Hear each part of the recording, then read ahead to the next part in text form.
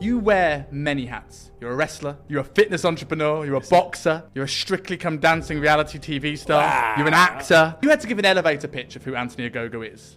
How would you describe yourself? Oh, mate, I really struggle with that. I'm kicking as hard as I can, I'm swimming as hard as I can to keep my head afloat. How do you stay focused on the biggest fight of your life when your world personally is falling apart? I don't know how I did it. So my mum had a brain aneurysm 5 weeks before, and I'm panicking thinking, fuck, this is the call where they tell me she's dead. The misinterpretation people have when they talk about mental health, they think it's the absence of negative emotion. It's the absence of stress. How can I be happier? Then there's the balance of being happy with what you've got, and I struggled with this for a while as well. Being happy with what you've got, being grateful for what you've got, but I still wanting more. I always forgo the traditional podcast intro question, and I normally just get stuck into it. But so Anthony, I normally, on most shows I've done, 170 episodes, and I always forgo the traditional podcast intro question, and I normally just get stuck into it. But you wear many hats. You're a wrestler, you're a fitness entrepreneur, you're a boxer, you're a Strictly Come Dancing reality TV star, you're an actor. If you had to give an elevator pitch of who Anthony Ogogo is, how would you describe yourself? Oh, mate, I really struggle with that. I honestly, because I'm just me, and I don't know what, and that's not very fun or exciting. But I think I'm most well known for winning a medal at the Olympic Games in boxing. But even that's not like that being my tagline annoys me, because my Olympic medal was won. My mum was in hospital, having that brain aneurysm. We thought she was going to die. My shoulder was hanging off. I had tears in both my Achilles tendons. I had a broken rib. And I won a medal, but like that's too much. That's too mouthful. I say Olympic medal. People go, "Oh, that's good." And I think that's not fucking. If you knew what I was dealing with, it's great. Do you know what I mean? But no, I don't know. I'm kicking as hard as I can. I'm swimming as hard as I can to keep my head afloat. And I think that's what we're all doing, isn't it? You know, we're all doing it in different kind of like varying levels of success, but it's tough out there. It's a struggle, and I'm just trying to struggle and persevere and smile and have as much fun on this short little life we have. I don't think that's a boring answer at all, because I think if you listen to everybody, everyone's got a lot of things in their personality toolbox, right? No one is just, I'm not just a personal trainer or an educator. I'm a pro wrestling fan. You know, this is the reason why I know you probably more so than boxing. You know, I'm a rugby fan. I'm a son and things like this. Everyone is different. And I think that's quite unique about your content, that it's not just about your fitness app. It's not just about your boxing career. It's not just about your wrestling career. So going into what you think people know you most for, and that's boxing. When it comes to training for the Olympics, I can't imagine anything more all-encompassing than training for the Olympics. Like, how is that process for somebody who might be watching this who is sitting on the sofa watching the end product? What is the 4 years prior to like? Mate, it's not even the 4 years. And these are great questions off the bat. It's not even 4 years. It's a lifestyle. It's a life. It's not a 4 years training for Olympic Games. You've got to become the best junior in the country. That's hard work. You'll win many national titles to do that. You've got to become the best senior. So all the juniors of every year, they become seniors at some point. You've got to be the best of them. And then you've got to get on the England squad. Then for the England squad, the GB squad, or the GB boxing squad. On the GB boxing squad, you've got 2 or 3 lads at each weight, 2 or 3 English people, maybe a Scottish person, a Welsh person. You know, so you've got maybe like 1 or 4 or 5 boxers.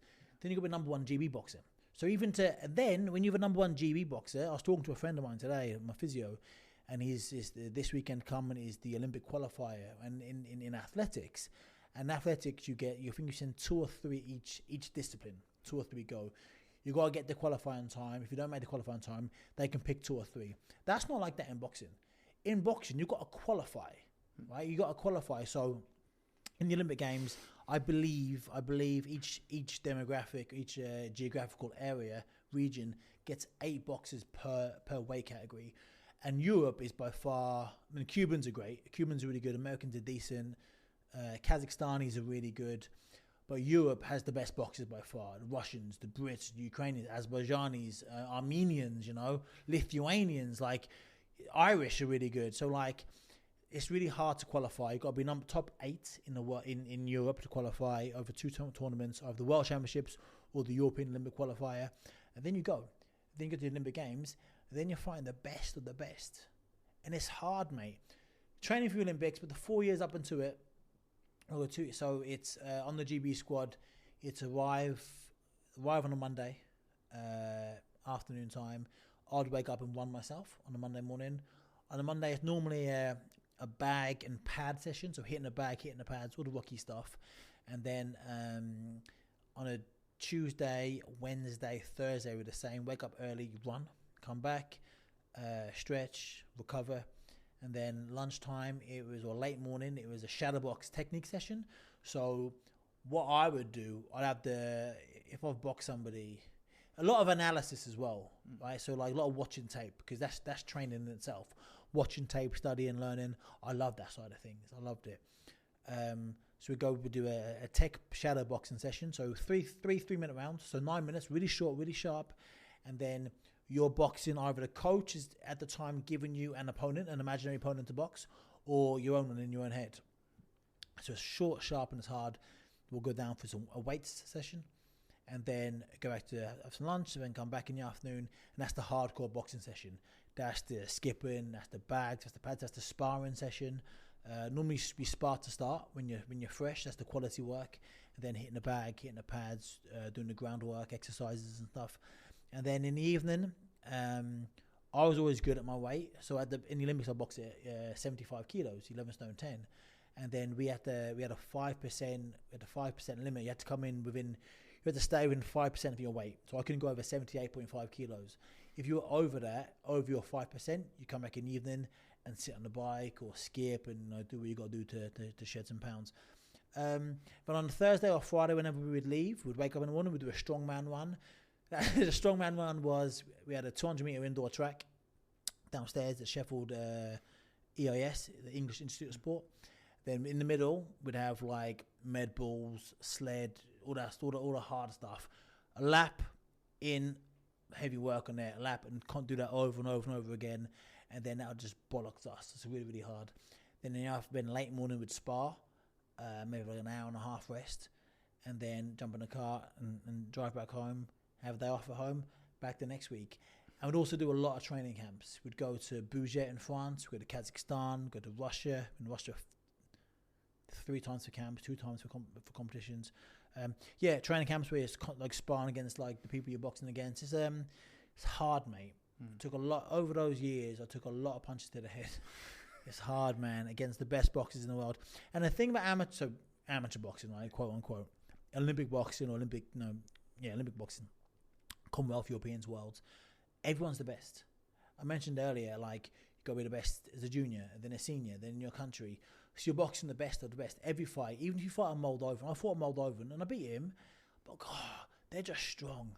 They just punch hard. They hurt, right? So, like, even a Moldovan will give you a hard fight, whereas when you turn pro, most of the time you fight bums.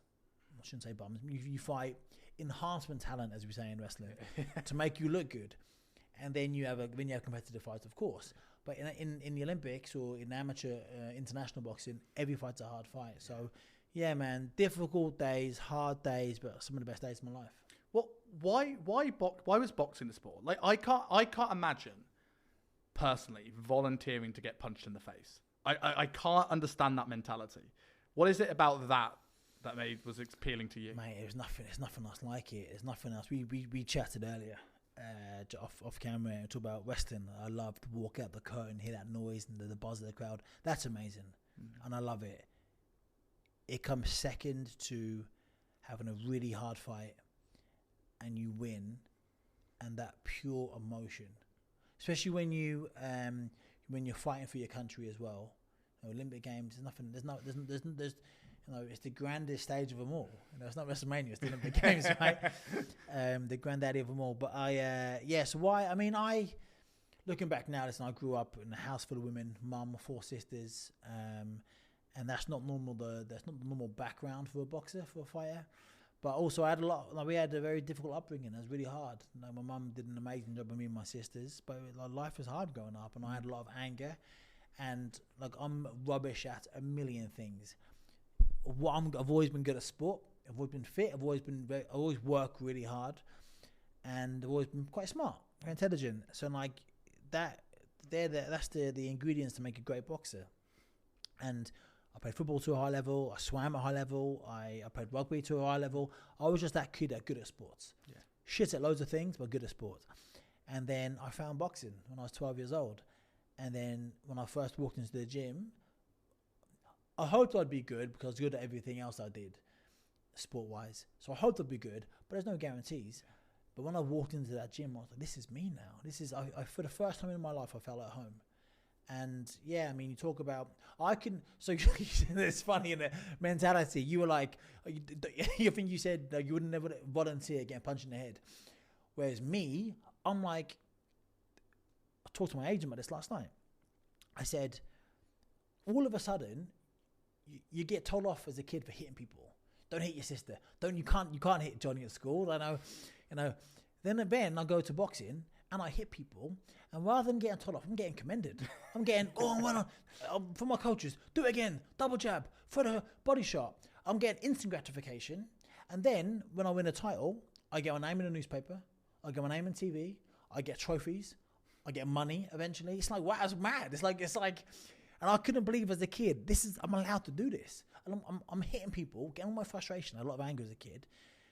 And I get commended for it. I get well done rather than reprimands. This is unbelievable. But boxing, it's just, it is. I think I'd been good at any sport I did. Boxing just really appealed to me, and it ticked a lot of boxes for me. Do you think that you were saying about like that difference of you almost liking being punched in the face and me absolutely not wanting to be punched in the face? Do you think that's why that rush of winning a boxing match is more? Because there's adrenaline in every sport, right? And yeah, I got hit in rugby a bunch. But if I played tennis, an individual sport, and I'm sure it's a rush winning Wimbledon, I'm not taking anything away. But when you have that adrenaline rush, it's probably amplified by that fear of being punched in the face and getting hurt. Does that make it more? Yeah, I'm not sure. I don't think it's the getting punched. I think it's somebody else to come on to in a minute. Yeah. Just to clarify, I wasn't saying, but I don't like getting punched in the face. I hate getting punched. I suppose the goal is not to get punched in the face. Yeah. You get some boxers go, I don't mind getting hit. You're just a fucking idiot, mate. You shouldn't want. I used to hate getting hit. So when I used to get hit, I felt I was embarrassed. I got embarrassed, right? And you know when you get hit, especially when you're the home boxer or your friends and family are there, when you get hit, it's silence, and that silence is deafening, and it's horrible. And I got embarrassed. I didn't like getting hit, and I took it as a personal insult. Like, I'm not good at my job, and I hated getting hit, even in sparring. Although you get hit in sparring because you practice things. That's the place to try things, to practice things. Of course, you can get hit. You know, they say you don't go swimming and can't get wet. You don't go boxing and not get hit. You're gonna get hit. It's about, my old coach would say to me, "You're gonna get hit. It happens. I don't get upset about it. So always get wound up." But he said it's your job not to get hit with that same punch again. Yeah. So if you get me with a jab, that's the last jab you're gonna hit me with. I'm gonna block it. I'm gonna slip. I'm gonna parry. Talking about the emotion and the adrenaline, I don't know if you've ever done boxing, or I don't know if anybody else has done, but people that do boxing say it's the hardest training, and it's the hardest training in the world, mate. It's hard. You can get, I always say Mo Farah. I've got to find somebody else now because Mo's been retired for a while, but you can get Mo Farah on the pads with me for 5 rounds, he'll be gassed. Yeah. Because he's like Olympic champion at numerous disciplines, right? And he's super fit. Because it's just it's a different energy system entirely, right? And also, not just that, yes, but also, when you're hitting, that's just on the pads, hitting the bag, you get gassed. When someone's hitting you back, mate, that when you're getting hit, people don't think, but when you get hit, it doesn't hurt like you bang your knee. When they say in boxing, where you hurt, it's a different kind of hurt. But when you get hit in boxing, it takes it out of you. Then when you miss, when you throw a bunch of mist, it takes it out of you. It's hard. It's a whole different energy system, and it's really taxing on your body. But the reason why you get that thrill and everything, because it's not predetermined. You have no idea what's going to happen going in, and you put so much into it: the training, the dieting, the early nights for early mornings, and it's relief that you've done it. And there's nothing like it. So yeah. I mean, when Wimbledon would be unbelievable. Wrestling is really fun. I love it. It's really fun. But that fight, when it's so close, I had numerous fights, and they were nip and tucks. They were, and I won by a point or won on a count back when the points were level. And when the referee lifts your arm up, mate, if you could bottle and sell that feeling, mate. So going into the training, so you're saying that the training's the hardest kind of training. When it came to the resistance training component of that, obviously you outlined very much what the conditioning and the skill and the technique work.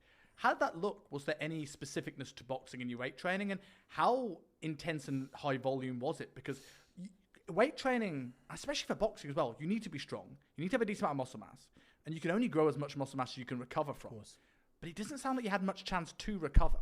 So what did the actual weight room sessions look like? So I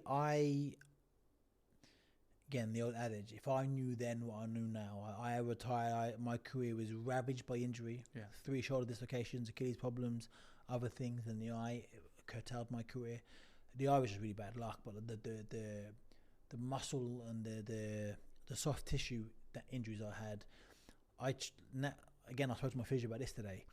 He missed out on the 1984 Olympics as a 400 meter hurdler because we said the exact same conversation. He back then in the 80s, he lifted with the lifters, with the shot putters. He did plyo work with the high jumpers and the long jumpers.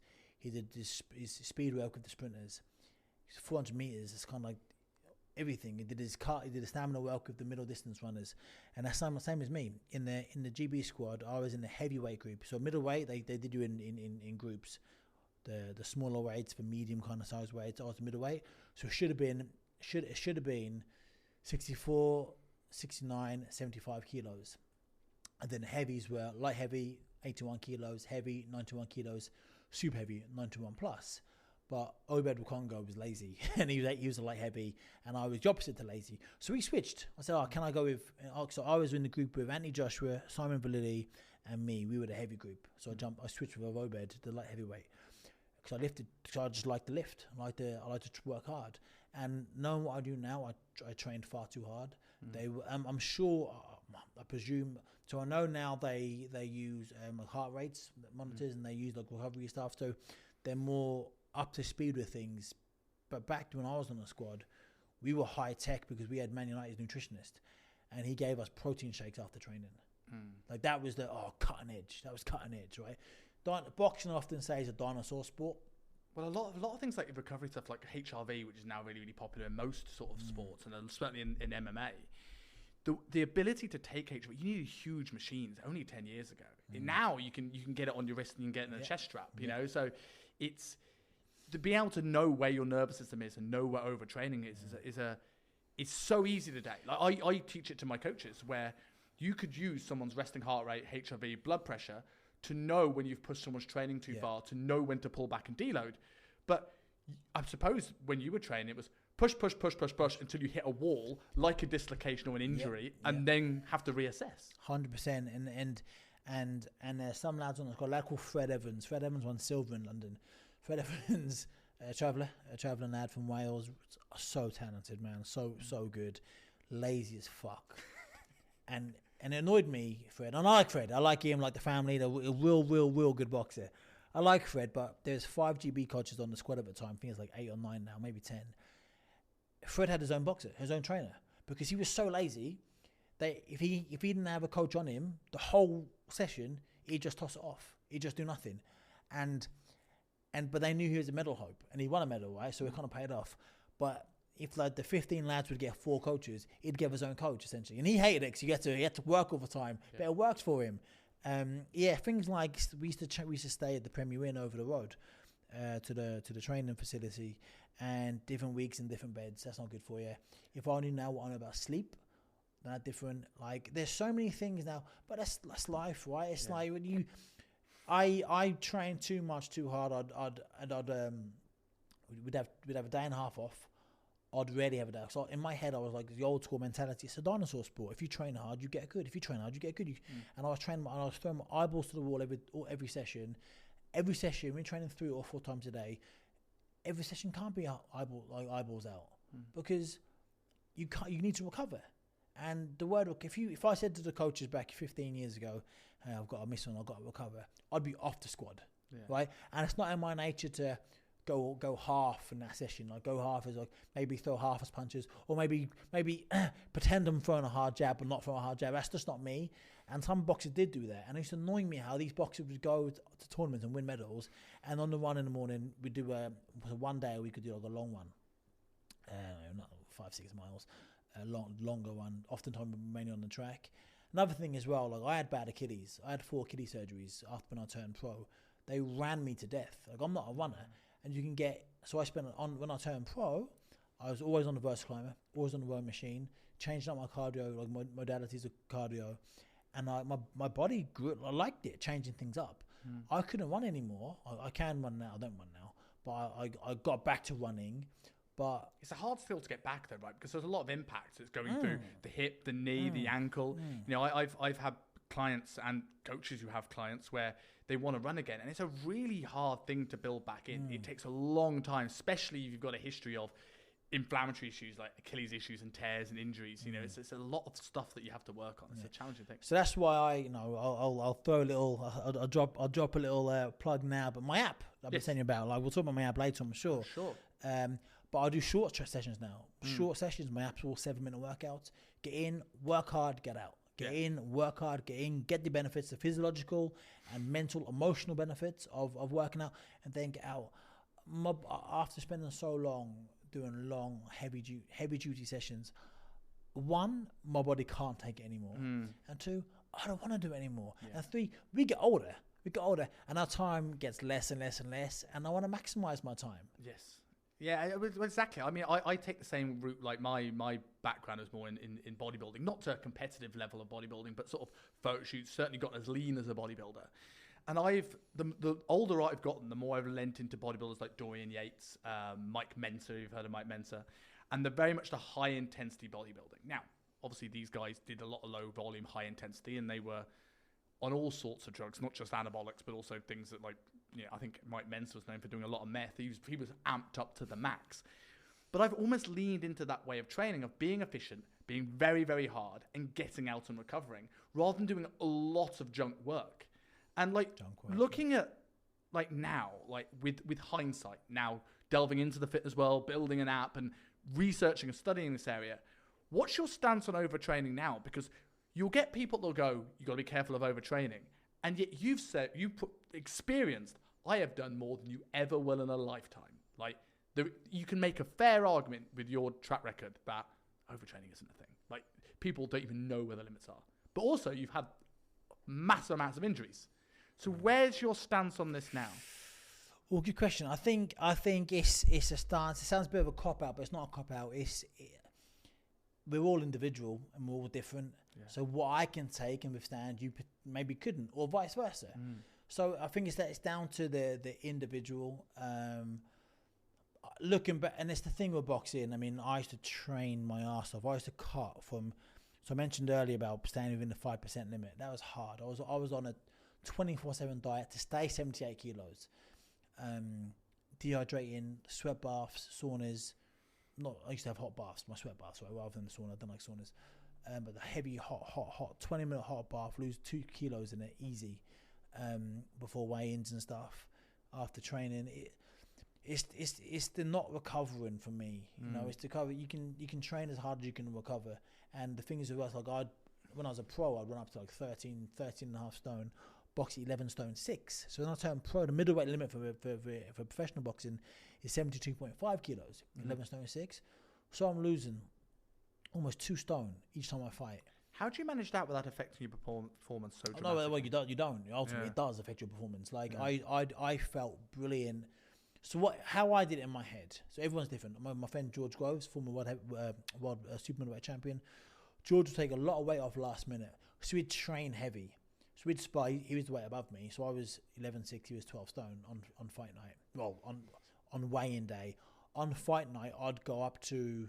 Okay, so what I used to do, wherever I started training camp at, I'd want to get down to 12 stone to 12 stone 4. So that's to 77 kilos, 78 kilos. To get down to it as quick as possible, wherever I started at. And then I'll do most of my training. If I did a 12-week camp, maybe within 2 weeks I'm down to like 77 kilos. And I'd train most camp at that. I'd train really, really hard at that. And the week of my fight, the week before my fight, I'd then cut the weight, water weight. I'd weigh in at 72.5 kilos, like skinny, like a little matchstick. And then from there, eat and drink. And I'd immediately go back to 77. And if I wanted to, I could easily go up to 81 kilos. but stay. So you get about 36 hours before you fight. So in those 36 hours, I'd only got up to about 77 kilos. So in my head, I'm thinking, if I do most of my training at this, that's the way I want to fight at, because my body's used to that. Yeah. Now, what George would do, he was 76 kilos. I don't know the exact numbers, but he'd do his whole camp heavy, really heavy. And then the week of his fight, he would cut so much weight, like an unhealthy amount. Yeah. To the point where we boxed once, I think at the O2 in 2016, and he's lying there in a little room, and we were in the same room together, and he looked dead. If you blew at him, he'd have fallen over. And then he weighed in, and then does what he does, rehydrates, and then on fight night, he goes back up to maybe 86 kilos, and then I think he fought Martin Murray that day. Martin Murray is probably 80, and he's got a stone on him during the fight. And in the fight, and all the clinches, he's leaning on him, and the extra stone, you feel it. A stone is a big difference on come fight night. So it does affect your performance. You don't take a punch as well. I mean, I remember when I was 78, 79 kilos sparring Carl Froch, George Groves, I could take their best shots, no problem. Take it and I'd come back. When you take that same punch at 73 kilos, your resistance isn't as good because you're just not as resilient. So it's a real fine balance. Now, Floyd Mayweather famously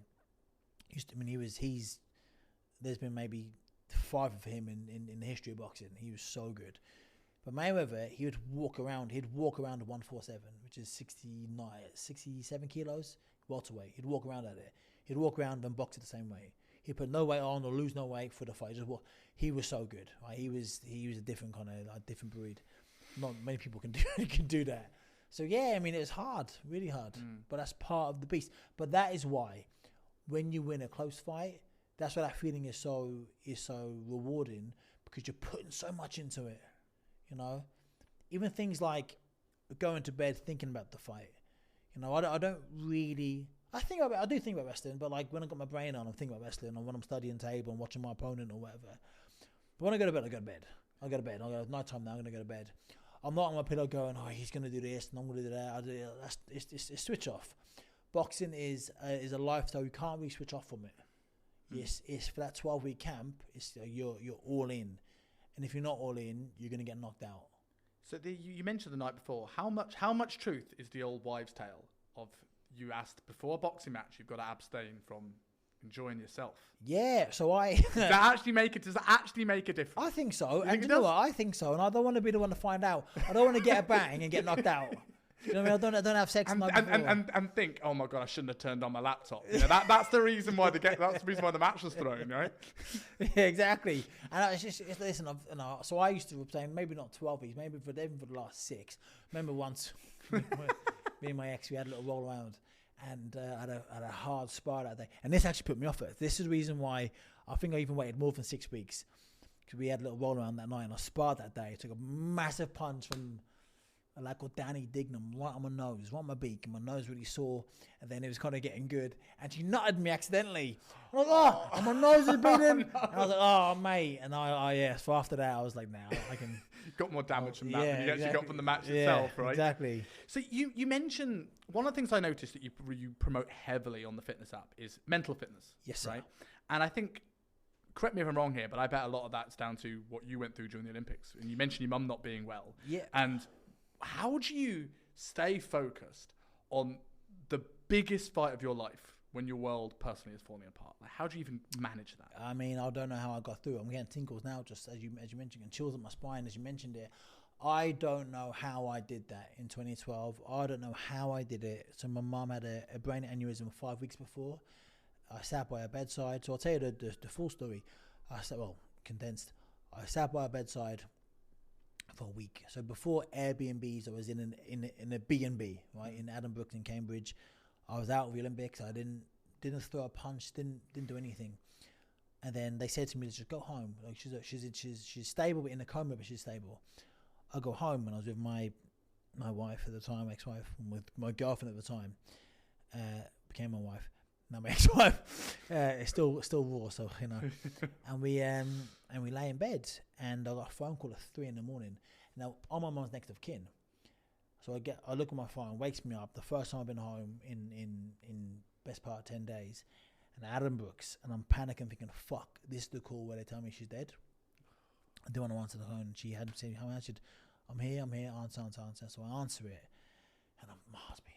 She went, Mr. Ogogo? So, yeah. So you treat Ogogo's next of kin? I said, yeah, fucking get to the point. She went, your mum's basically there's been something bad's happened. We've got to do an immediate procedure now. It's a risky one. Do we have permission? It's like, yeah, just do the surgery. And they did it. And luckily, thank God, she's still alive now, which is amazing. I got back in my car. I went there. I was there for like 5 a.m, and I didn't leave. So a few weeks go by. I haven't done anything. Haven't thrown a punch. Haven't done a sit-up. And then my family said to me, hey, look, when mum gets better. Now, none of us thought she was going to get better. But when she gets better, she's going to feel awful knowing that you pulled out of the games because of her. Now they're guilt tripping me. Like, fuck. So I was like, right, these are my options. And it would have broken her heart because she's my biggest fan. And I was like, I either do the Olympics and maybe never see her again because it's touch and go. Every day is touch and go. Every hour is touch and go. Or do I not do the Olympics? She survives. She says, she wakes up. How'd you get on? I go, I didn't do it. That would have killed her. Yeah. So I went to the Olympic Games. No. I went to show. We had 1 week of training left. I mentioned Fred earlier. As a Tuesday, I got up on the Tuesday because as a last week of training, and on the Friday we're going down to Stratford to the Olympic Games. There's a family and friends day, and all the Olympians got to invite their family and friends to come watch them train. And I was sparring Fred Evans. My name was on the board. None of the lads knew I'd been gone for the last 3 weeks. The coaches knew what was going on. And then Fred's a traveller, right? So like all the travellers around the ring, his dad, his uncle, his brothers, like a real fighter, hitting the ring, watching Fred. And I'm there. My phone's in my pocket because I'm my next of kin. If they call me, I'm answering my phone. First punch I throw, I come out. I threw a sloppy jab. Fred slips out. Boom. Right hook. Cracks my rib. How I got through that spar, I'll never know. I sat on the ring apron and I sweat a lot when I train. And like the Vaseline was on my face. The grease was kind of masquerading my sweat and my tears. I'm kind of my shoulders bob. I'm crying. And Robert McCracken, the Team GB coach, comes over to me and says to me, you try to give me a pep talk. And if I didn't know what happened, it would have worked. But he came over and the gist of it was like, listen, mate, you got to crack on. You got to focus now. This Olympic Games, make your mum proud. He went, my mum once collapsed. We said we used the word collapse. Once collapsed. There's a day and Carl Froch, his boxer, fought for the world title. He went, I had a choice. Do I stay with her or do I go with Carl? And Carl became world champion and his life kind of took off massively.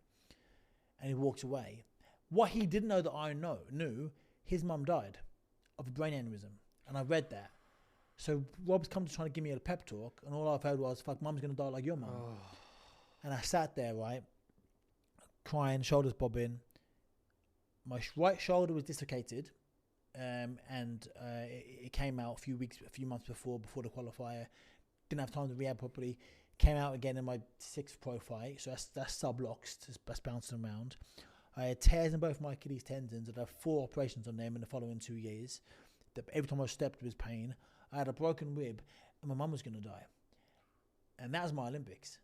And I went to London, and the emotional pain kind of numbed the physical pain I was in. I didn't sleep. I was on my phone. The first time I turned my phone off was the first fight. I was the first boxer to box in the Olympic Games, so I didn't go to the Olympic ceremony on a Friday night. I boxed on Saturday lunchtime. I turned my phone off. But for the fight, I won, but boxed a Dominican, beat a good Dominican. I turned my phone on. My phone started pinging. You know when your phone's going to register and I'm pinging, it's locked. I can't even take it, I can see the names. Irish, Leanne, Joanne, Tony, bing, bing, bing, my family, Carly. I thought, fuck, mum's dead. And they're trying to call me. I turned my phone on and I'm reading, well done, amazing, congrats, you did it. I'm like, what the fuck? And I forgot I just boxed. I'm still got my sweat on. And I'm like, it's a weird time, mate. So and the fun, I'll talk about it. I crept out of the Olympics. Over the 2.5 weeks, I snuck out the Olympics 3 times. In Stratford, I left the Olympic Village, snuck when all the coaches were asleep. I parked my car at Wanstead before they made it non-parking recently, bastards. And I got my car, drove up the A1 to Cambridge. I used to flirt with the nurse to let me in. I'd sit there, hold my mum's hand for a couple of hours, stroke her hair, which is in the coma, get back in the car, drive back down to 2 hours back down to Stratford, creep back in the village, be back in bed before the coaches woke up, and that was my Olympic. And then the day would start. Wow. And that's what. And then I lost to the Brazilian in the semi-final. This Brazilian, I beat the Dominican, Ukrainian, and German that I'd beaten in the Olympics. They'd all beaten him that Olympic year. So within those 8 months, they'd all beaten him. The Ukrainian was the world champion. Nobody gave me a chance of beating him. And I lost to the Ukrainian. And then the Japanese got in the final, I'd have smashed him. He was the worst version of the... Well, no, I wouldn't under those circumstances. But on a level playing field, I'm beating everyone. I'm becoming an Olympic champion. But the fact that, like, it took me a long time to get my head around the fact that the Brazilian beat me, but he didn't really beat me. Like, the circumstance, the emotional, the physical, like, you know, turmoil that I was in, I was fucked, you know what I mean? Like, and I was really bitter for a long time. Still a little bit annoyed about it, but, like, I didn't get my gold medal. I still call it my gold medal because I deserved the gold medal. But listen, life happens. It happens to us or for us, you know. And I've grown and learned. So how did I deal with it? I just did. I just did, you know. But I wouldn't wish it upon my worst nightmare. I think it's an amazing thing that I think some people have and some people don't have, and that's that element of resilience where it's like we just take one day at a time. But I think we do. I think listen, and I'm not comparing what I went through. Although there's a real difficult few months, you know, before, during, and after the Olympics. When I came back, my mum was still in a coma. Still had to learn to talk again and walk again, and it was very difficult because I'm trying to enjoy this, becoming a bit of a celebrity and achieving a dream of winning a medal at the Olympic Games and be a good son to my mum, you know, and a good brother to my sisters. So it was really difficult. But I think, I'm not likening that to people that get like diagnosed with cancer and stuff. I'm not, or real adversity. But I think when you're forced to be strong, you're strong. When you have to take it one day at a time, you do. I think you do. I don't think people, you must. I think people would. I'll butcher the quote, but something like, you don't know how strong you are until you're forced to be strong. Yes, I think to a degree that you're right, but if we, without changing the topic into men's mental health, obviously this is Men's Mental Health Awareness Month, and the amount, like, the biggest killer of men our age is their own hands, which is terrifying. You realise how many people don't, and like you know a little bit about my last sort of 8 weeks, and I won't go into it here, but there was a point 3-4 weeks ago where I was having some business struggles, some personal struggles, and I felt like I was in a rapids, in a whirlpool, where the walls were closing in. And I don't know if it's the years of therapy I've done. I don't know if it's moving across the world, going through getting fired and going through things in my life. But I understood for the first time why somebody goes and does something like this. Yeah. So that ability to take one step at a time. Not everyone will be able to see the forest for the trees. Yeah. Like, there was an element there that even though you could have easily given up on that, you be able to see that bigger picture. Look from, like, imagine looking at your life from the top of a building and be able to go, right, in 5 years, if mum survives, what do I want to be known for? What do I want her to know? Which is quite a unique thing. You know, is there anything you think in your upbringing or that allowed you to have that foresight? Because so many people don't do that. Yeah, no, do you know, I'll take back what I said. You are right, you're dead right. And I've been there as well, and also some personal struggles. I mean, so yeah, Ogogo Fitness, my app, ogogofitness.com. I've put a lot into the mental fitness side of things. There's a whole section on mental fitness where I've teamed up with anxiety experts. My former therapist, who's now my friend, she's fantastic. And a friend, a doctor of psychology, she's on there. An Oxford educated doctor of psychology, on there delivering. So then they're adding the content. It's unbelievable. I went through it. I said to the team, the guys, the contributors of my app, I was like, hey, what are your hourly rates? And I did it like 3 weeks ago. And I said to them about 10 days ago. So I wanted to work out on my app, on the Ogogo Fitness, how much monetary value is in terms of time. Yeah. And in my app, I worked out today, and there's another section I forgot to do. I forgot to do the tutorial section. There's like hundreds, probably 50 tutorial videos of me and my team teaching exercises. So I forgot to add that. But on my app, it's £5,998.84p in terms of how much the doctor of psychology charges per hour. You know, Harley Street, what she charges per hour, and she's phenomenal. Paul Shepherd is a fantastic mindset coach. What he charges per hour, I said to him, I texted him, I said, hey dude, how much? I know he's really good. I said, how much do you charge, mate? And he went, he didn't get back to me. And I was obviously busy. I texted him back the next day saying, hey, is it this? I'm just going to say this. He went to me, lol, not even close. I went, oh, he went to me this. And I was like, wow. So yeah, so like all for £9.99 a month, or £69 a year. But right now, because this is brand new, because I'm launching, I'm offering a 30% discount. 30%. So if you put in launch 30, launch LAUNCH 30, you get 30% discount, not just for 1 month, not 2 months, not 3 months, not a year. Get it forever. So if you invest in my app now, ogogofitness.com, and sign up there, you can download the app to your phone, tablet, laptop, stream it to your TV. If you do it now, 30%, you get it forever. So it will always be, what's that, £6.99. It will always be £48 for the year. So £6,000 worth of content for 40 odd quid. Amazing. And that's not including the investment that you spent in your training career and your track record and all the coaches you've had. That's just hourly rate of the people on it, condensed into the thingy. And a large part, as I mentioned, Paul and Mitchell and Dr. Ute, the mental fitness experts I have on the app, I've gotten big on that because I've had my struggles. I've really struggled with my injury.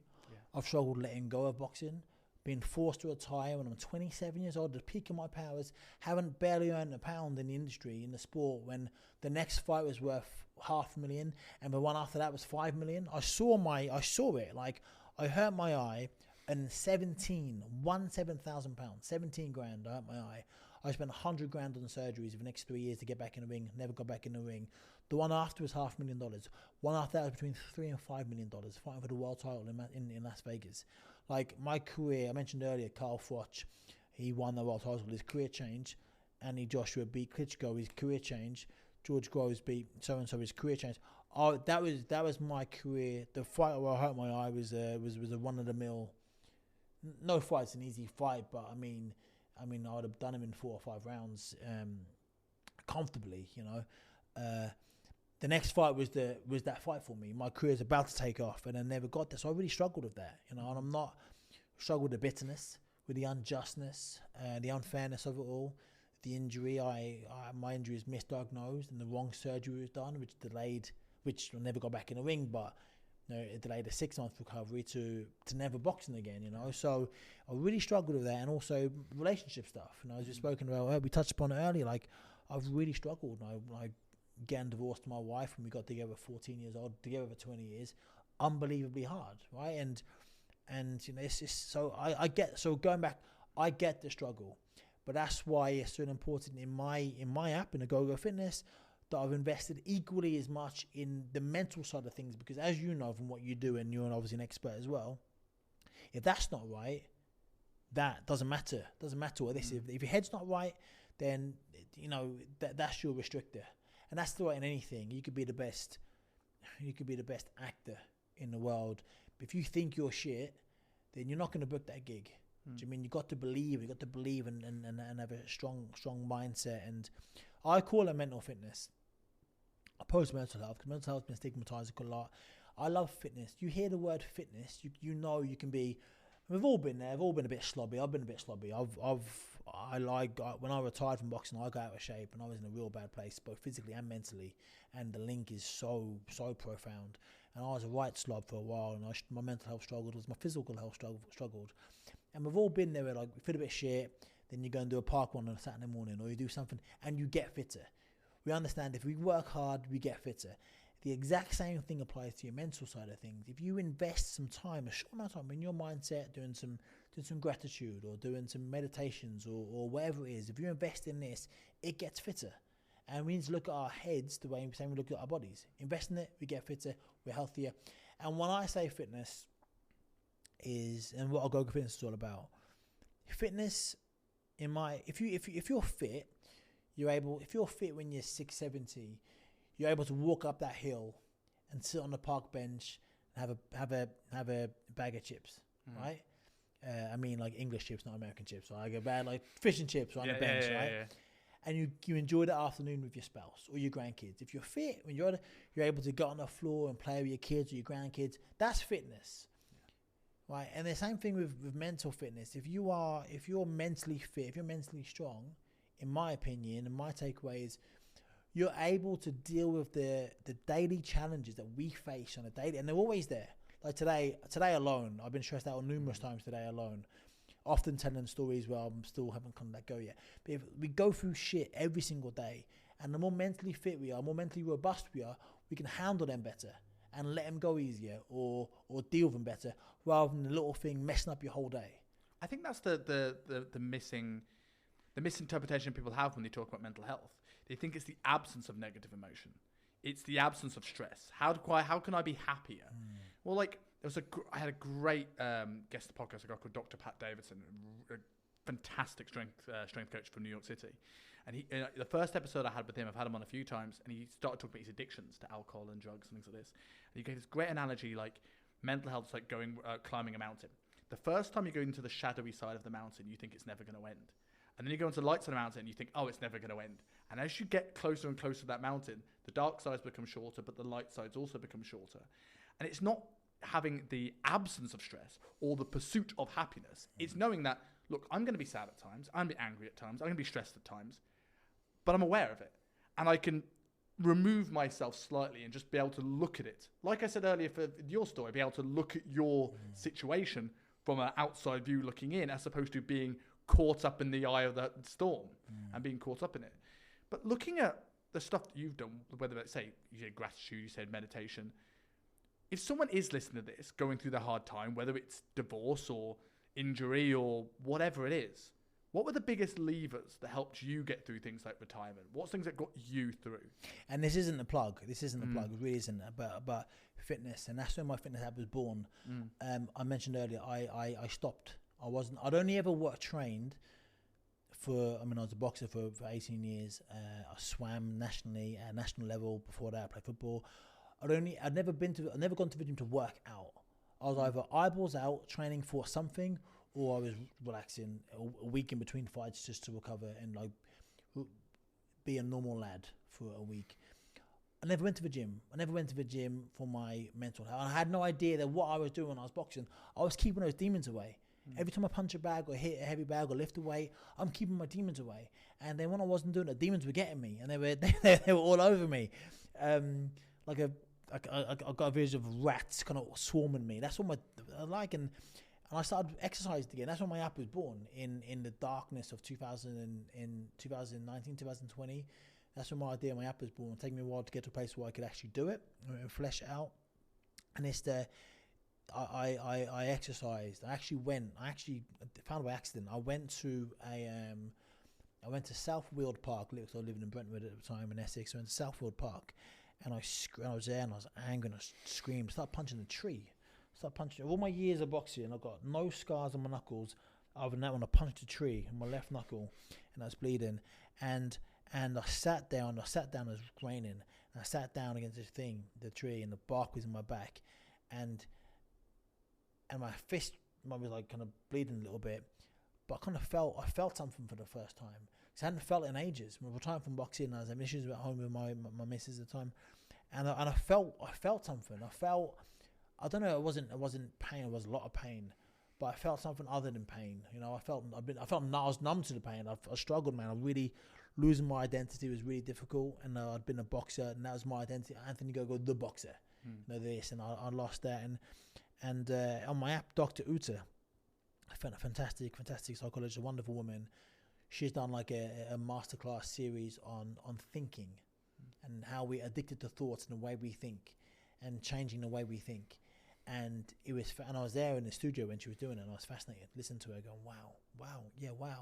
And it's fascinating. So change, we get addicted, and I did it. I had so much. Again, I don't want to play the violin, but I could play a fucking cello if you let me. You know what I mean? Like all the things. I'll come on two things, right? So that, and I'll come on to the what got me out of it. And I don't want I want people to get out of it without having to go through what I and we went through. Yeah. And for loads of shit, right? And it became why me, or woe me, right? Like the Olympics and Mom, and I didn't win a gold medal, and Josh was now a millionaire, and Luke Campbell's doing dancing on ice, and Nicola Adams, and why aren't I a gold medalist? I should have won a gold medal. I was as good as them. I deserve this, and I was bitter. My Olympic medal, I had contempt for it, and I didn't even know where it was, and like pissed off when I turned pro, and I got injured, and this happened, and that happened, and why is it always me, right? And this injury and that injury. I was out for a year of my Achilles, 4 surgeries, 2 on each leg. I came back. The first fight back, I boxed over in Germany, I dislocated my shoulder for the 3rd time. so I was out for another 10 months. Like, stuff like that.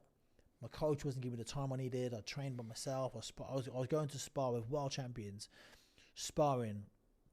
Coach didn't turn up. I had to, with my boxing gloves on, mid-round, feed myself water in my gloves just to hydrate in between the rounds, right? And I'm an Olympic medalist training like I'm some random nobody. And then I got addicted to thinking like, oh, why me, life is shit, oh, it's not fair. And that was horrible. And it took, COVID happened, and I was in America, then I had to come back, and wrestling was pissing me off. And then my best mate died, 30 years old, bladder cancer. And it took that, right, for me to go, fucking hell. There's me complaining, but I've got, a bit on my eye, I'm blind in my left eye, basically. I'm mostly blind in my left eye, and you can see it doesn't move properly. And then that happens. And I'm like, fucking hell. Chabba's not even here to watch England, go to the pub. You know, he just got his first girlfriend. Then he died of the rarest form of cancer known in this time. And it's like, it took that to happen for me to go, oh, okay, maybe life isn't so bad. And, you know, I wish I got there without having to lose one of my bestest friends, you know. So it's really, really, difficult. So what I would say is, and again, it's not plugging the app, but I talk, my app is all lived experience. Mm-hmm. Like, I'm not the finished article. None of us are the finished article. I don't profess to be like some people do. I'm very much a work in progress. And I talk about things that have helped me. And it's all very much me-centric. And I've been through a lot of my life, in an awful lot of my life. And it's things that I've done that I know worked for me. And from my own research and working with doctors of psychology and mindset coaches and life coaches and therapists and counselors all on the app, I understand. I know it works for people. And I'm very much for therapy, talking.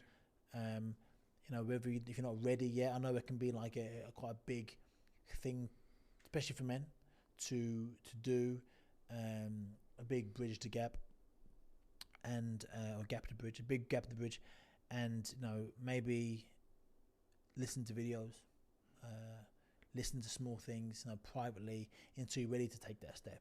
You know, but I think, you know, ultimately, and as well as like, again, and when I start speaking about mental health, I start openly about some of my struggles, because there's a boxer doing it, and boxers never used to do. Boxers it's all macho, it's all tough, it's all hard guys, it's all like, you know, we're taught from a young age, you spar, if you get hit with a body shot, you want to hide the pain, don't you? If you go, ugh, they're going to go back to it. You got to hide it, you got to fake, you got to act.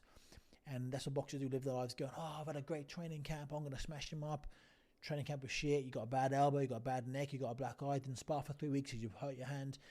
We lie, right? We lie. Is there part of that's a mind game to your opponent as well, that you're coming across as confident? Like, they think you're going into a hard time, they're gonna perform even better because they're thinking, I've got this guy. If I fought someone and he went in the press conference before, yes, there was a hard camp, you know, I bruised my rib in the third week. Where are you going? Didn't spar for a month. I'm like, I'd actually funny if he said that. I'd be like, nah, he's kidding me on. He wants me to go for the rib, catch me with the left hook. That's what he wants to do. Because you always had a great training camp, always fit, always strong, you always feel good, and that's great for the performance. And boxing's like, if you see it as a performance or a sport, but in real life, that's not. That's how people end up taking their own life, and that's needed. I think talking to people, and also, the point I was going to make was this. It's fucking 21st. Who cares about being the hardest geezer in the pub or who gives a fuck? Because ultimately, like, who cares? So, I mean, I used to want to be like, oh, the hardest kid in the school is the hardest ever, and now like I laugh about it. Do you know what I mean? I laugh. Yeah, it's just weird. I was in a pub recently in America. There's a British pub watching the England game, and some guy stuck it on the girl I was with, and I asked him to leave, and he was being really rude, and he kind of like almost started on me. And it's not the wisest thing. He was quite big. He had all his friends. He was drunk as well. And he's been really rude to this particular girl. He's been really rude. And he went to me, is she your girlfriend? I said, no. He went, well, you can fuck off then. And I was like, okay. So I was actually annoyed. I was like, I felt, because I said to her on the way back, I went, if I saw me in a pub whether I was with friends or not, whether I was drunk or not, I wouldn't start on me. I wouldn't tell me to fuck off. I'd be like, at the very least, I'd be, he looks like he knows what he's doing. You know, I wouldn't. Yeah. And this kid's, oh, you fuck off then. And kind of budge at me. And I was like, no. Anyway, point of Was making that a knock to your ego? Yeah. Because I bet there's a part of you that still has the identity of the tough boxer. 100%. Right? 100%. Anyway, I headbutted him. But the reason why I did that, he went to swing for me. Yeah. Right? And he was You've had years of learning how to use your hands and you choose your head? Because, for that exact reason. For that exactly. If I'd have chinned him, and he was drunk as well, and he was prick, and he's rude, he grabbed her, and I said, mate, please don't do it. I've asked you to leave. Point of making was this. I wasn't going to say the headbutt thing, but that's what happened.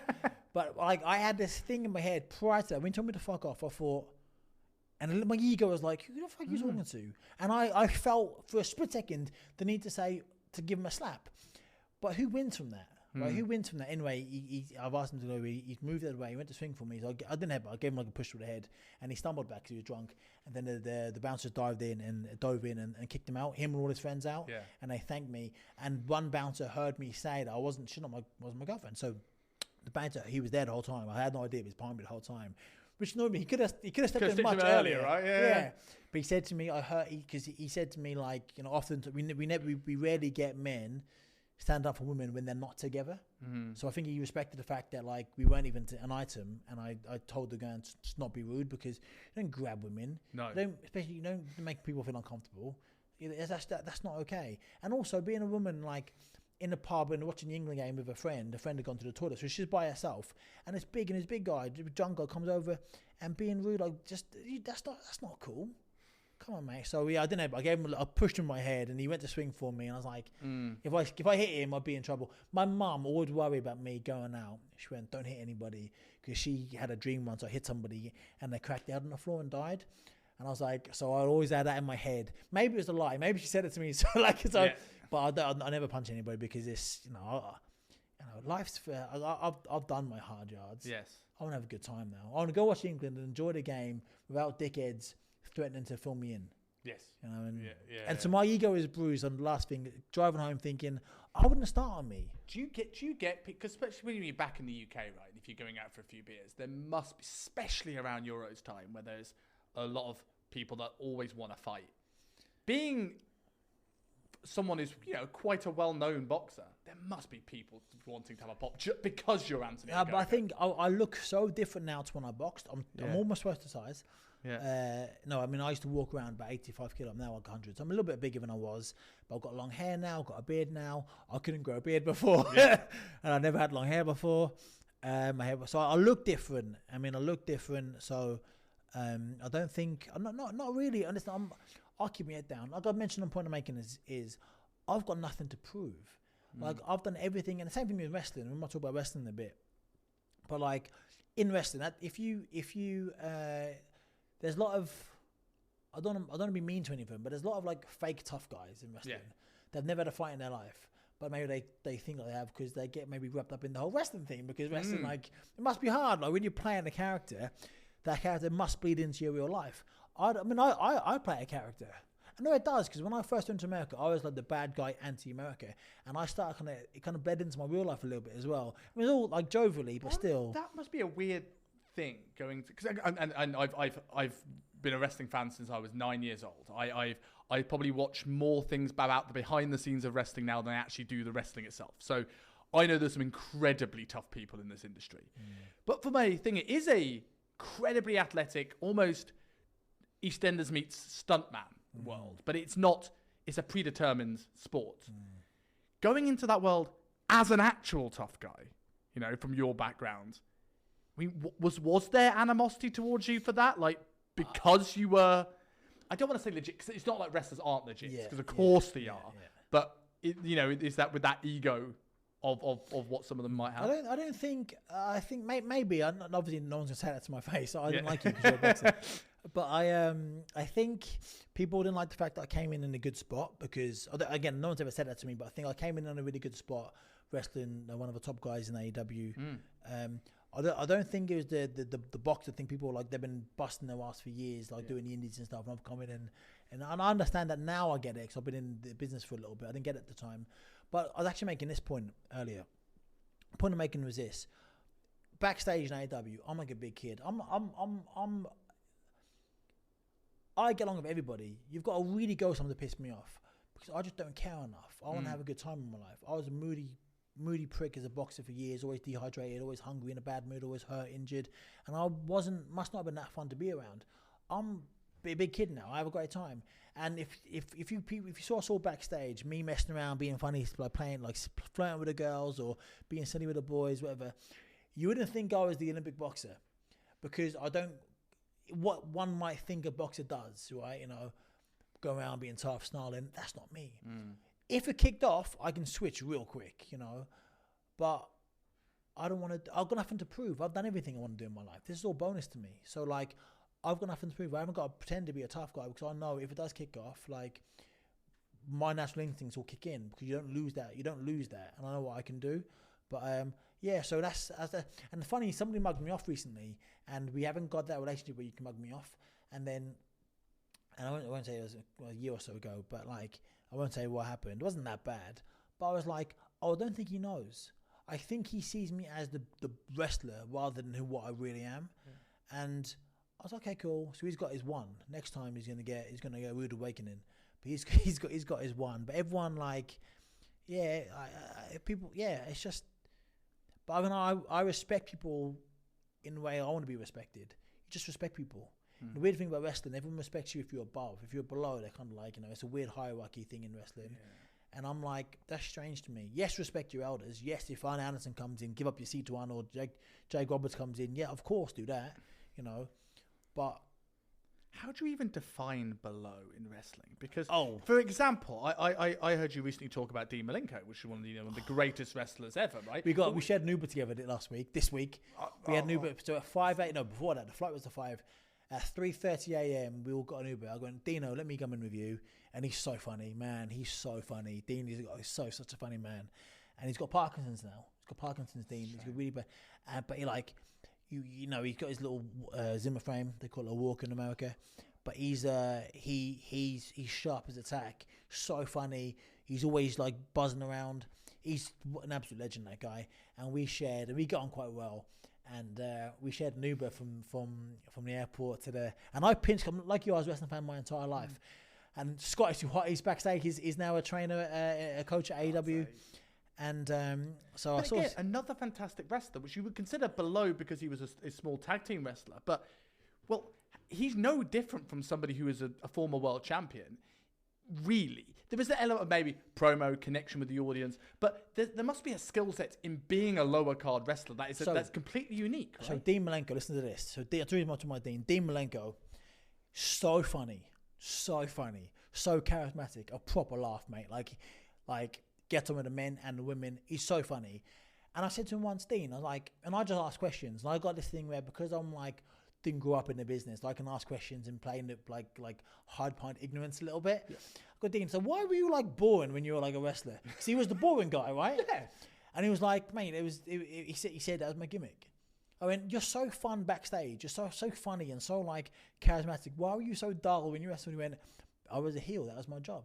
He'd go out there and because he's so funny and so good, like so witty, intentionally be dull and boring because he was a heel and he wants people to boo him and not like him. I'm like, fuck. How? And in this industry, everybody wants to get liked. Even the heels want to get liked. Even the heel wants to do like cool shit. How do you find that? Because you've come in as a heel, right? And I've not known you for very long, but you are an insanely nice guy. So like, how is it feel coming in and having to play a bad guy when you aren't? I love it. I love it because everyone's got a prick in them. Everyone has. And I get to be a prick for those 12, 15, 18 minutes. I love it. I like scaring kids. I like offering out. I like offering out like dads. And I don't break. I broke once a year or so ago. And I was giving it to these geezers.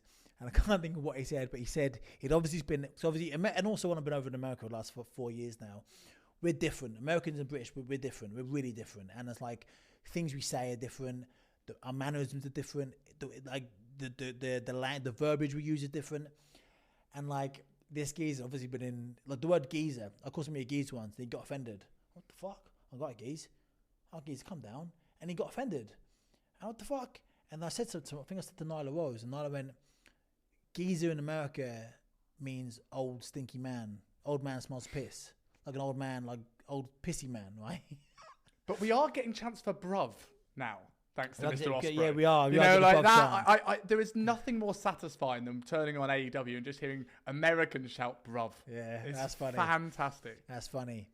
It's funny. But I was going to a story. But anyway, this guy said an English thing, like an English like colloquialism, and made me laugh. It just made me laugh, and his manager, I was like, you bastard. But I like being a heel because I can just be a dick for those 12 minutes, and that's my job. My job is to scare kids, make the best thing. I learned this early on. I was giving it to this kid. I was staring at this kid when they must have been about 12 or whatever, this kid. And he was like, maybe younger, maybe like 9. And the kid got scared. And I went, yes, I'm doing my job, right? Because I'm going to get slapped in a minute and he's going to cheer. So when I get Ozzy as a bad guy, it's my job to be disliked by the fans. So when the good guy gets up at me, they're going nuts. It's my job to make this kid shit himself. Shit at this kid. And his dad was laughing. He said, oh, it's all a joke. And I stared at the dad, didn't say a word. Stared at the dad in his eyes. And he went, he laughed. And then his smile went super quick. And he was like, in his eyes said, oh shit, right? And when you can get, it's easy to scare kids do it, right?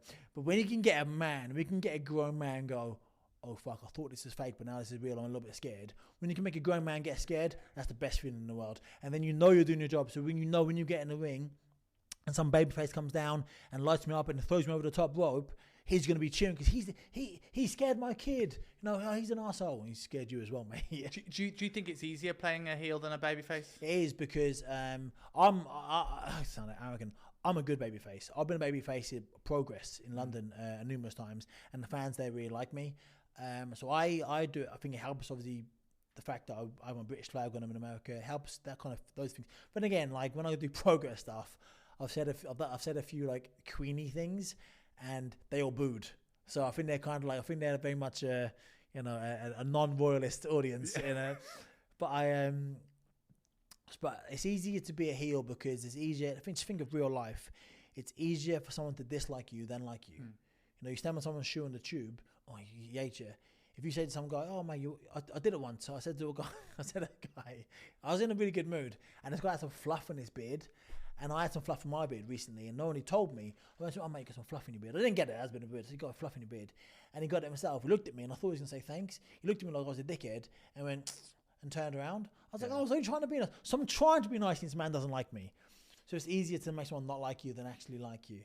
So I think it's easier to be a heel. More fun being a heel. As a wrestler, you take less bumps as a heel. So I like you get, you know, the babyface gets beaten up more. So it's more as well my character. It's easier for me to be a heel because I shouldn't really be getting beaten up. So you said earlier on that, you know, you never liked getting punched in the face. It was just an inevitable part. You will get hit. With wrestling, you have to take the bump. Yeah. What is a bump? How does a bump feel in comparison to being punched in the face in boxing? Okay, so getting punched in the head is not nice. But the thing about, it's why I just describe wrestling and boxing. I mean, I was a boxer for a long time. I've been to Buckingham Palace 3 times, been to Downing Street twice. I've been to some real big places, and I walk in as the boxer. And as the boxer, you get respect, whether it's conscious or unconscious. People respect boxing. They respect the art. They know it's hard, and they respect it. And I like that you have somewhat of an aura. Now, I've also been to certain places as a wrestler. People go, "Oh, that's that fake shit." And people don't respect wrestling because it's the silly, it's the giant haystacks, it's the big daddy, it's the cartoony stuff, and don't respect it. And I understand because they think it's fake, right? But there's nothing. So yes, boxing is harder because you are getting punched in the head.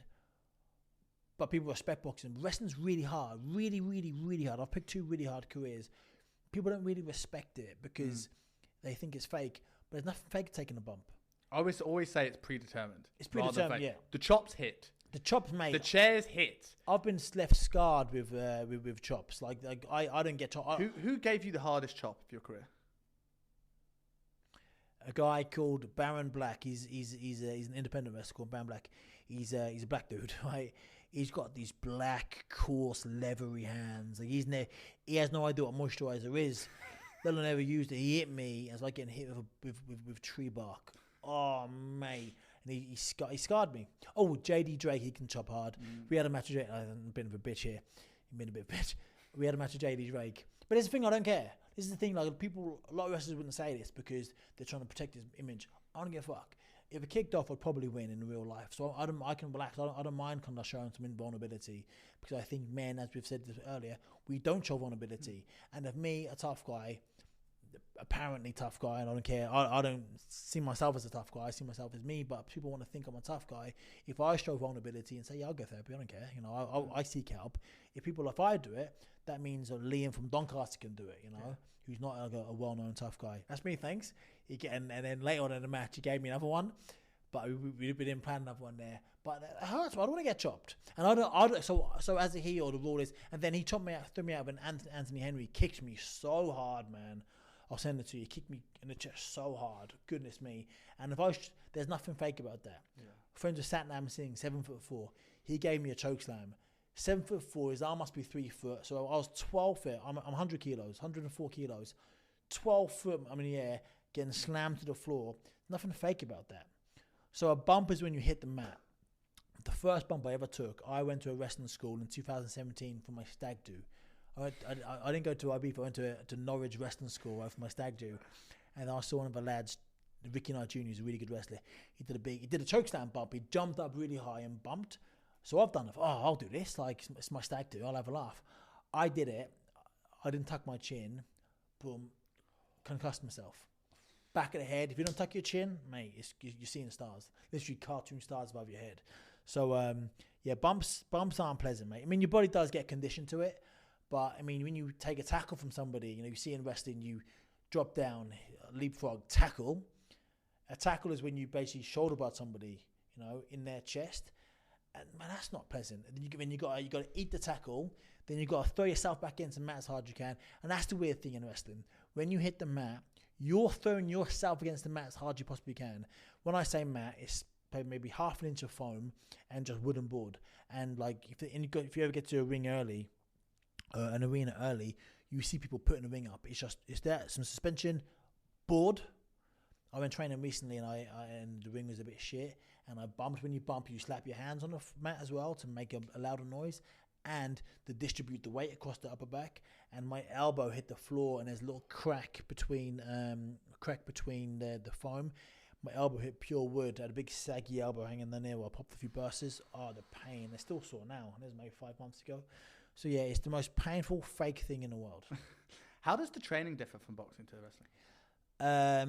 So I went from only doing cardio in terms of, I did some weights obviously as well, but like when I was lifting weights, it was heavy weights but very light, very low reps, not putting any bulk on, and not eating, not recovering from the sessions, and cardio, running, bike, rowing machine, vertical climber, boxing training obviously, and then I do as little cardio as possible now, eating all the time, every 3 to 4 hours when I'm really on it, and lifting heavy weights.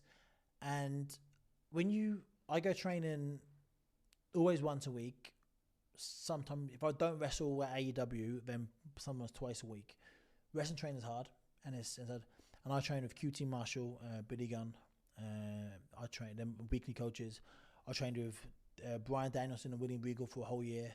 I trained with Cody. Dustin Rose has taught me. You know, I've had some unbelievable coaches, right? Some really, really good coaches. So, like, once you kind of know how to wrestle, you only really get better by wrestling. Once you know how to take all the bumps, take all the moves, know your ring awareness, you only get better by going out in front of different crowds and doing it, because you've got to listen to the crowd.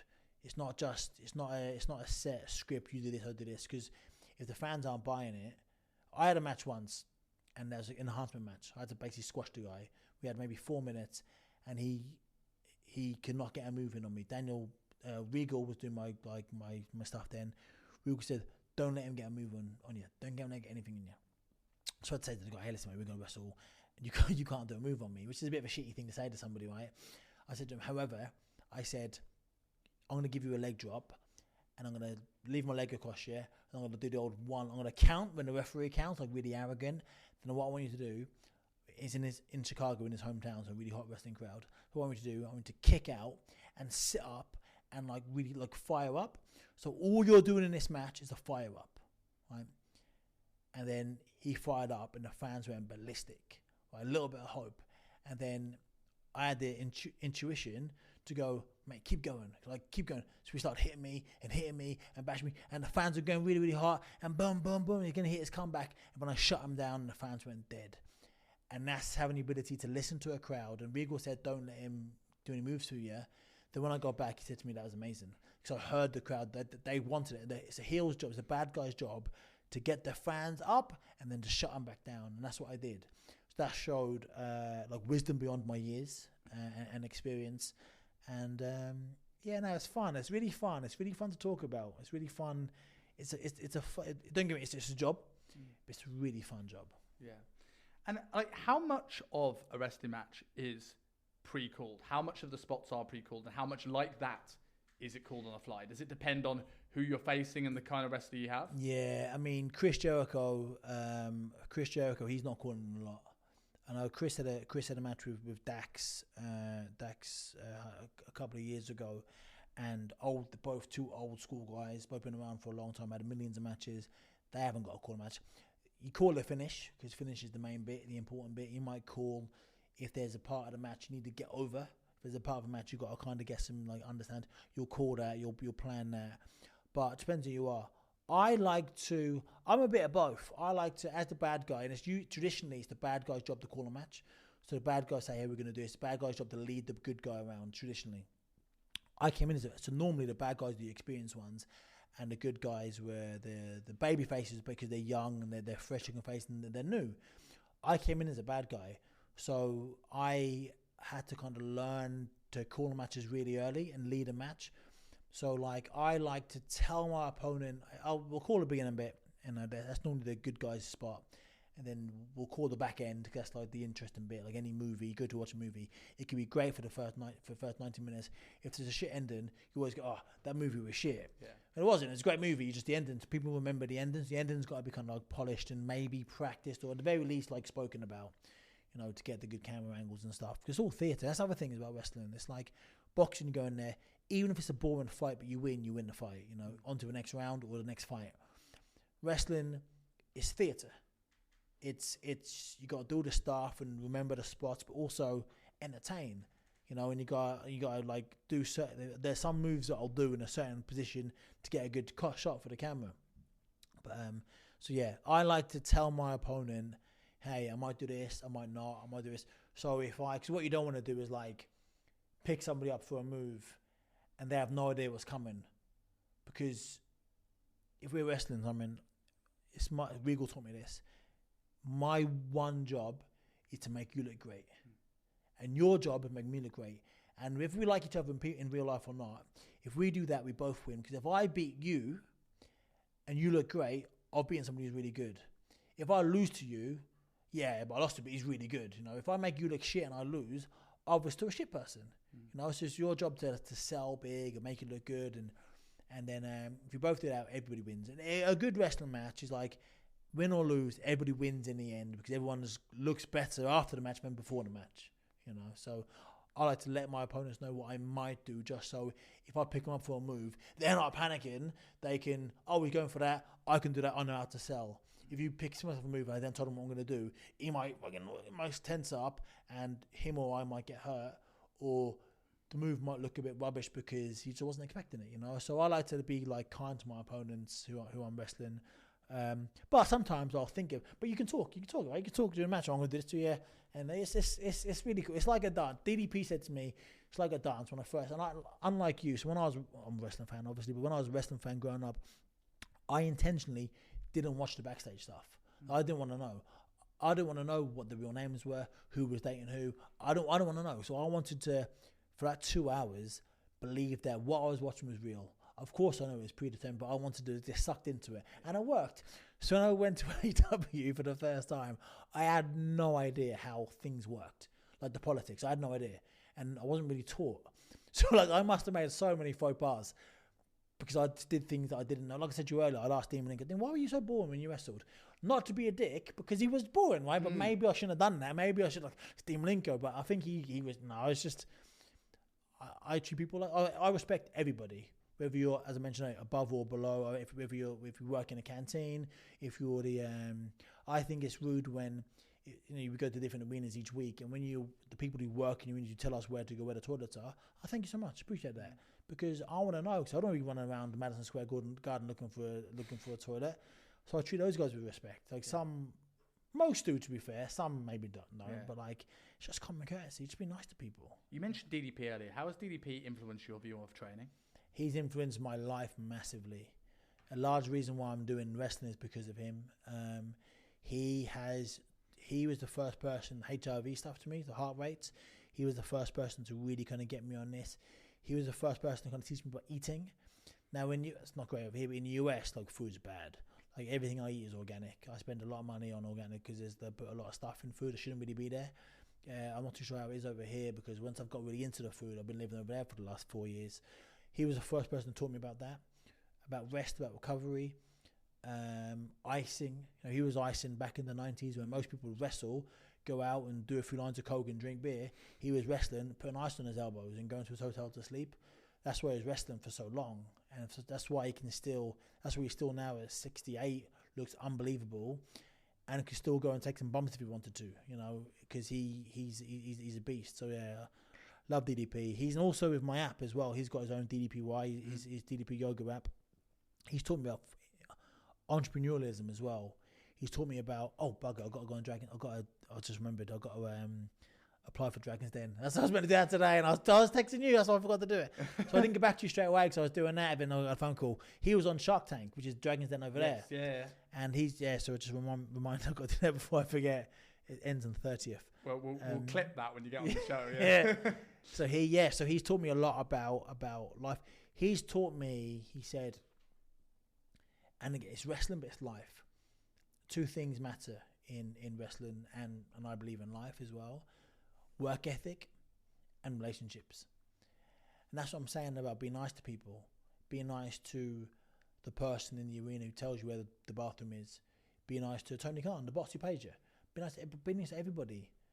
Sure, like, if the person who's paying you, maybe be a bit nicer to him because he's paying your wages, right? But like, be nice to people. It's just not hard. On the tube, and I'm quite a happy dude. And I got back from America last night actually, and got on the tube at like 9 o'clock, and it's a little bit annoying. Everyone's so moody. Like, we have no idea. And it's nice for me to be. I love coming home. I love it. It's still much my home. But like, we have no idea how lucky you're not to be in Russia or Ukraine at the minute.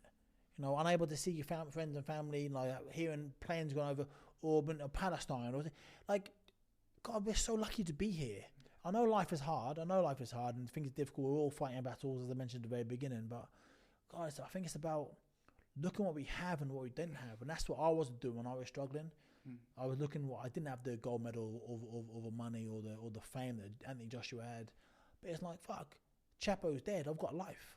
It's like, look, be happy with what you. Of course, like, then there's the balance of being happy with what you've got. And I struggled with this for a while as well. Being happy with what you've got, being grateful for what you've got, but still wanting more. That was a weird thing. That was a weird thing for me to kind of get my head around. I was like, hang on, how do I be grateful for living in a 3-bedroom house when I want a mansion? Like, how does that work? Like, what? Like, I mean, I know. It's a minefield. But that's the challenge for everyone, right? Because everyone's trying to. There's always more you could do, and people are so often to sacrifice. I'll be happy when, and they sacrifice the happiness now to get then, and it's like it takes those moments. Like, and hopefully for many, it's not tragedy, but it takes those moments to take stock and go. In 15 years' time, with all this, I can. Like yourself, we spoke about my current situation. I could look at the woe is me on this. But in 15 years, I will look back on being this healthy, being this age, being this capable, and going, why did I let stuff get to me? Because I would have had it back.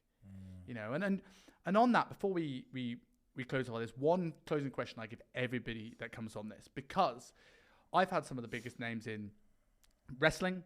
I've had some of the biggest names in business, some of the biggest names in the fitness industry. And everyone sort of looks at this highlight reel now that is social media, and that we almost can't do wrong, and that failure is a terrible thing. So name me one thing that you've changed your mind on. Ooh, changed my mind on.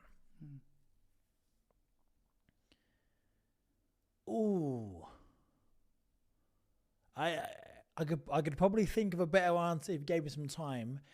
But the first thing that comes to my head,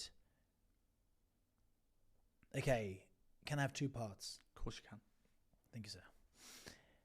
The first thing that came to my head when you said that was winning isn't everything. Because my entire life I thought it was. It would make me happy. Yeah. Winning would...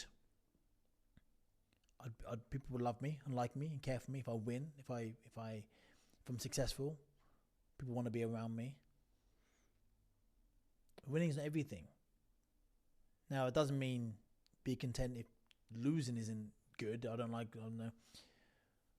But I think there's so much more.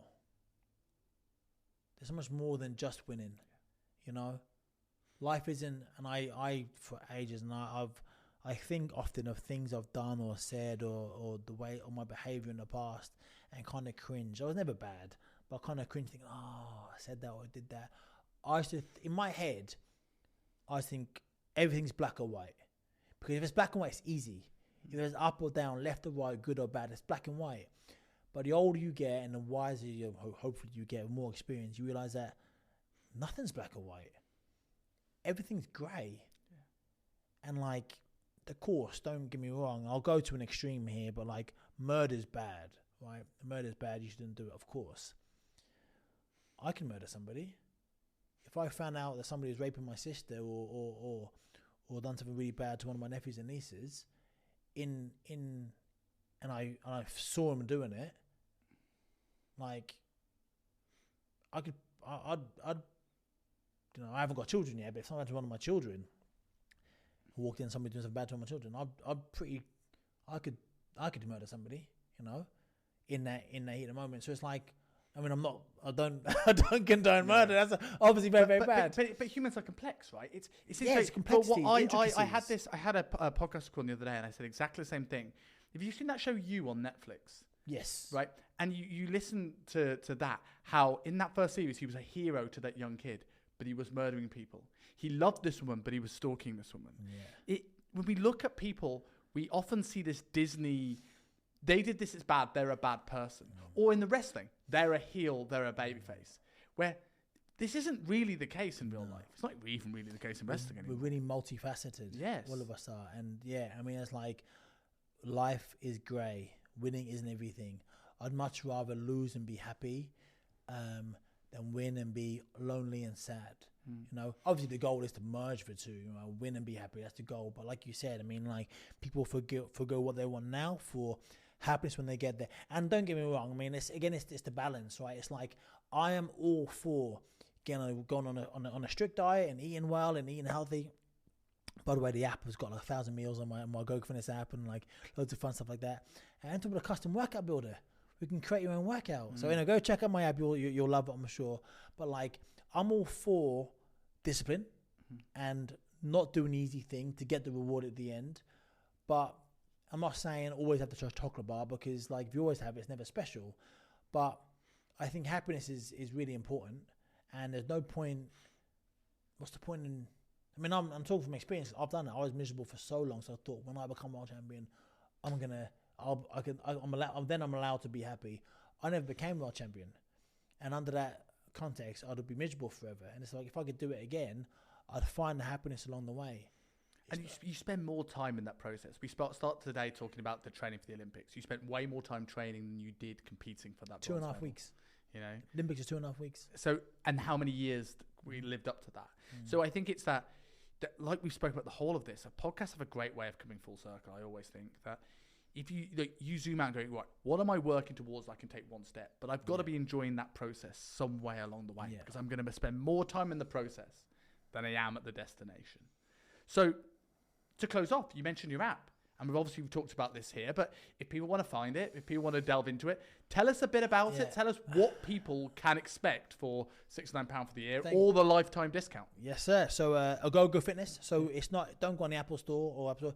Go on ogogofitness.com, and you can go there and sign up. It's £69 for a year or $9.99. But right now, the launch 30. Use the launch 30 code. You get 30% off forever, every single month or every single year. And a buying for the year is more cost effective. 40 I think it's £48 for the year. With that, you get all the workouts, 60 workouts. So where I've done it like boxing themed, right? So there's 12 rounds. A round is basically level. So round 1 to round 12, each level has 5 workouts: a full body, an upper body, a lower body, an ab, and a boxing workout. Right? And it's like, lots of punching, and it's geared towards physical and mental fitness, as I've described. As well as that, I've got all the meals. Hundreds of meals on there, healthy for all that stuff, beautiful, really tasty meals. I've got a mental fitness section with, as I mentioned, my mental fitness experts, doctors of psychology, anxiety coaches, and more meditations. Really interesting, I guess masterclass, like seminars from top specialists in their field. And I've got the custom workout builder. I hear you, Simon. You're thinking, what's the custom workout builder? I'll tell you, mate. The custom workout builder is where you can create your own workout. So all my workouts are 7 minutes, if I didn't say, all 7 minutes. Get in, get out, high intensity, round 1 to round 12. They go up through the levels, so each level gets a little bit harder. Round 12 is really hard. Round 1 is, it depends on your fitness level. You're working, but it definitely gets harder throughout the levels. And the custom workout builder is, you can create your own workout. So I think there's 94 pre-recorded 1-minute exercises or 50-second exercises. You can choose your own workout. Now, this will blow your mind. From the 94 50-second exercises that I've recorded, guess how many different combinations of workouts you can create in 7 minutes? I wouldn't even know where to begin. You can create over 2 billion different combinations of workouts from the exercises created. So you can very much be the architect of your life. You can do a leg workout, an upper body workout, a boxing workout. You can mix and match as much as you want, different levels of difficulty. So that'll keep people busy, and you can choose workouts you like doing. You can choose ones you find difficult, more challenging. It's a whole mixed bag. But I've worked really hard on it the last year. I've invested a lot of money into it.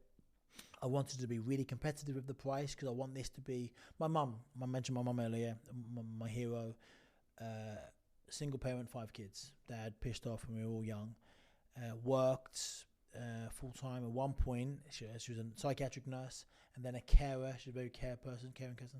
And at one point, she became a dinner lady at our school because at one point there's always 3 kids at the same school.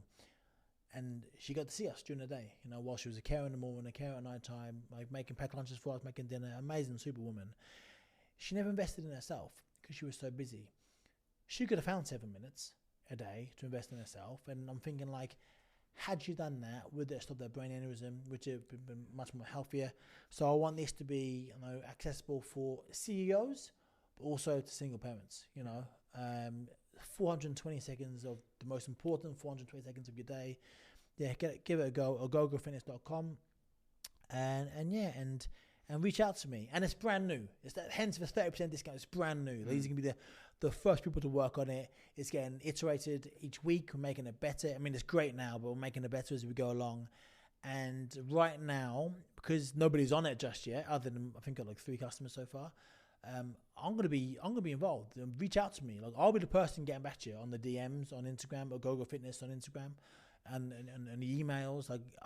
This is very much my baby. This isn't some random person doing it. This is me, right? So I want people to become the greatest versions of themselves in just 7 minutes a day. So yeah, I'm really proud. I'm hopefully we're here again in maybe a year's time, maybe doing some stuff together. Yeah, man. I'm always happy for that. And I've had a look before we click record, and it is really swish. Thank you. It looks very good, super professional, super easy to use, super intuitive. So it's definitely worth shouting that out, and I'll put some links in the show notes. Thank you, sir. And if people want to find you mentioned on the Instagram as well, you mentioned the app's Instagram. What if people want to find you and about your story about the wrestling and AEW? Where are people finding Anthony Ogogo? Anthony Ogogo, ANTHONY OGOGO on Instagram, on Twitter, on TikTok. I've got stuff on TikTok, on LinkedIn. Now I've been an entrepreneur. I've got to do the whole LinkedIn thing. So I'm still not up to that. Minefield. I can't get my head around it. I've bought some monthly thing for £100 a month. I don't understand it.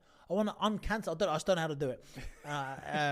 So that's the whole thing. But yeah, AEW, we're on ITV here in the UK. I'm not too sure the networks, but I'm not sure of the days of that. I think they change them around. But ITV Dynamite, ITV Collision are mainly on AEW Dynamite, AEW Collision are mainly on Collision. We do AEW Rampage as well. So yeah, I'm about, and hopefully I did. So this year they're airing SES Who Dares Wins that I did last year. Okay. So that airs I think that airs in September. So the Celebrity SES Who Dares Wins. That was cool. That was fun. So it'll be interesting to see how I get on that. But yeah, man, do you know what? I mentioned at the very beginning, life is hard for all of us. We're all struggling. We're all kind of like fighting an uphill battle.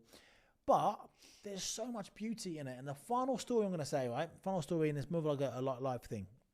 I heard this 2 weeks ago. Do you know Luther? Yes. AEW, one of my best mates in AEW. I'm friends with all the weird ones. Like people, Jerry Lynn's my best mate. Me and Jerry Lynn are like best mates. Me and Luther are Lenny are best mates. Fantastic wrestlers, they're both of them. It's great guys as well. I was chatting to Luther the other day, and he used to live in a house with Chris Jericho when they were like 17, 18. There's like 8 of them, 6 of them, 8 of them in this house, and they're from the west coast of Canada. They'd travel 12 hours in the car, 6 of them in a 5-man car, all big wrestlers as well. They'd wrestle for $0, $25 or $50 and drive back. They'd lose money doing it, right? They'd in the cold in Canada, icy roads, horrible. They lived in this horrible little house, and that was shit, and it was miserable, and it was cold. I couldn't even afford the heating and stuff. They were eating crap because like they were all skinned just to wrestle, right? It's really hard. Being independent is really, really, really hard. And then he said to me the other day, he went, he said, at the time he hated it because he was skinned. And he was 18, he had no money, couldn't even go out and take a girl out on a drink. He went, looking back, they were the best days of my life. He's like, man, what I would do to go back, like you mentioned earlier, to go back and be as healthy as you are and fit as you are. He said, they're the best. He said, I wish I could appreciate those moments now. Now, he's at one of the biggest companies in the world. He's the valet for the females world champion. I'm sure he earns really good money. He's got a position of power in AEW. And he said 30 odd years ago when he was a teenager, skint, broke, no money, traveling 24 hours to wrestle one match and get paid $25 was the best time of his life. And there's so much beauty in that. And it's about finding the beauty in the struggle. And there's always beauty in the struggle.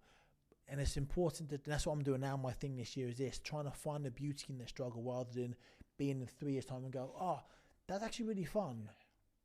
And I'll tell me a story. When I first got to the Nightmare Factory, where I trained with QT and Cody and stuff in Atlanta, that first year it was amazing. It was great. It's not quite as good now. That it's still brilliant. The training is great, but that first year was so special. We trained 4 days a week, every single day. My body was so tired by Thursday. We were all kind of new learning together, and we all met up recently. We were in Buffalo recently last week, and there's a few of us because everyone's kind of like done the camp. They all buggered off to where they stayed for a year, then went back to their cities where they're from, and we really all meet up with each other now. And we look back and go, oh, it's amazing. Like that year, although it was hard and none of us really knew much, we all kind of learning together, it was so special. And there's beauty in starting again and being at the bottom. And it's about being able to kind of recognize that when you're in it, rather than only getting the appreciation years beyond. I know you're going for a tough time now, mate, but like, you know, as have I been, but like, try to find the beauty in the struggle now. You know, there's always something there. I think that's a wonderful thing about entrepreneurship as well. I think that that's where you'll find this pursuit of doing this app really exciting, because everything you're doing is finding out more. I've been in the fitness industry 15 years, and I've been working with people, and it's been great. But now, like, I'm meeting more people, I'm learning, I'm trying out what the stuff that works, I'm trying out new teaching styles. This is that time where you're thinking, oh my God, when's my next league coming in? Oh my God, are we have enough to make this app profitable? But you look back on that 5 years, like all the stuff you were learning, and you'll have this app in 10 years that's like 20 times what it is now, and you go, I'm so glad I went through that hard time when I was worrying about the next paycheck coming in, you know, and that sort of stuff. But mate, this has been absolutely excellent. I think, thank you so much for the time. And I suppose as we've got a hard cam, let's do the wrestling talk and do the YouTube thing. So as we say, go follow Anthony Ogogo on Instagram and go to his app. If you're still here, give us a like and subscribe on YouTube, Self-Made Podcast on all audio platforms, and Simon Kingsley Dutton on YouTube itself. But again, thank you very much. Cheers, mate. Thank you so much, sir. Thank you so much.